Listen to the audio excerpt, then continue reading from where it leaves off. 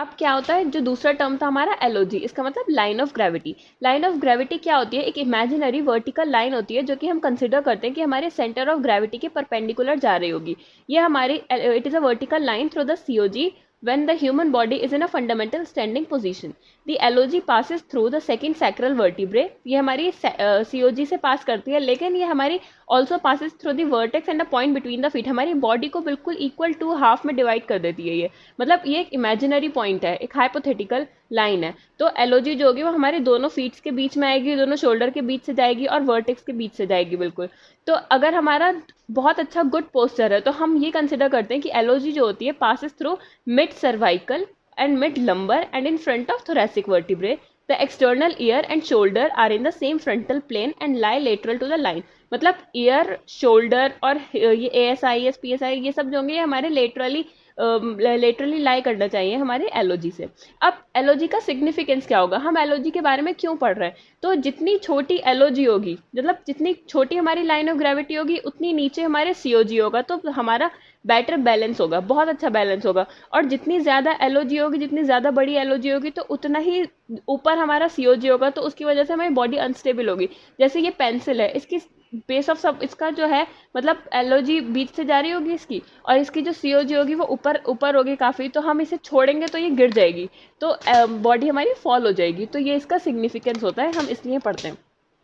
फिर आता है हमारा base of support. Base of support क्या होता है, एक रिजिड बॉडी का मतलब एक बॉडी जिस पे हमारी सपोर्टेड होती है, जितना भी उस एरिया में जितना भी हमारा एरिया आ रहा होता है उसे हम कहते हैं बेस ऑफ सपोर्ट। जैसे कि हम स्टैंडिंग पोजीशन में, नॉर्मल स्टैंडिंग में, तो हमारा बेस ऑफ सपोर्ट क्या होगा, दोनों फीट के बीच में जितनी भी डिस्टेंस होगी वो हमारा बेस ऑफ सपोर्ट होगा। अब चेयर, जैसे चेयर है तो चेयर का बेस ऑफ सपोर्ट क्या होगा, ये जो इसके चारों जो हमारे मतलब चारों जो इसके पैर होंगे, तो उस वो जितना एरिया कवर कर रहे होंगे वो हमारा होगा बेस ऑफ सपोर्ट। अब बेस ऑफ सपोर्ट भी हमारा, जितना ज़्यादा बड़ा बेस ऑफ सपोर्ट होगा उतनी ज़्यादा स्टेबल बॉडी होगी, और जितना छोटा बेस ऑफ सपोर्ट होगा उतनी कम स्टेबल बॉडी होगी।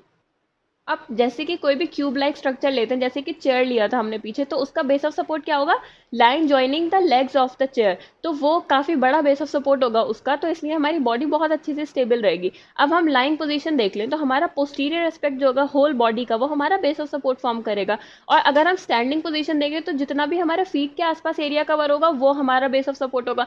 तो स्टैंडिंग में हमारा बहुत कम बेस ऑफ सपोर्ट होगा और लाइन में बहुत ज़्यादा होगा, तो इसलिए हम लाइन पोजीशन को ज़्यादा स्टेबल मानते हैं स्टैंडिंग पोजीशन से, क्योंकि स्टैंडिंग पोजीशन में मिनिमम बेस ऑफ सपोर्ट होता है और लाइन पोजीशन में मैक्सिमम बेस ऑफ सपोर्ट होता है। अब इसका क्लिनिकल देखते हैं। The decrease stride width is found closely related to fall. मैंने आपको बताया था जितनी कम हमारा बेस ऑफ सपोर्ट होगा उतना ज़्यादा हमारी बॉडी के फॉल होने के चांसेस होते हैं।